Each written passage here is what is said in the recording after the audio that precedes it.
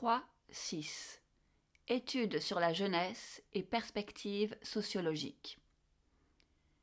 Les approches sociologiques de la jeunesse offrent un éclairage nouveau sur les dimensions structurelles et culturelles de la désillusion, illustrant comment l'interaction des forces sociales façonne le vécu des jeunes.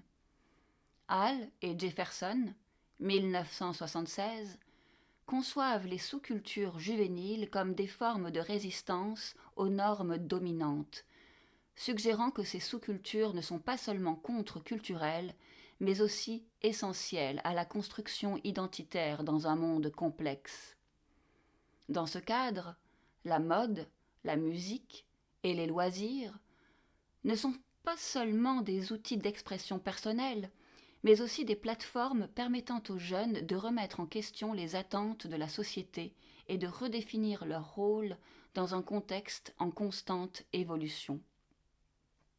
Muggleton, 2000, souligne la fluidité et l'hybridité des sous-cultures contemporaines, notant que si les jeunes cherchent à affirmer leur identité par des expressions uniques, leurs efforts se heurtent souvent à une récupération par la culture dominante, qui absorbe et reformule ces expressions pour la consommation de masse.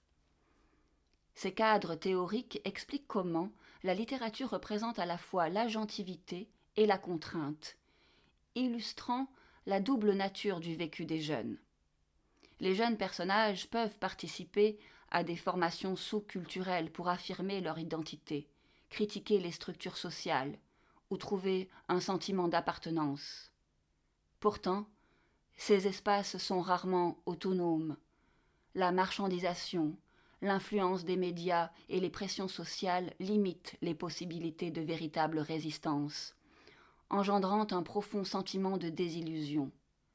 Cette désillusion résulte inévitablement de l'interaction entre la liberté d'action individuelle et les contraintes structurelles, obligeant les jeunes à concilier leurs aspirations dans un monde qui privilégie souvent le profit à l'épanouissement personnel.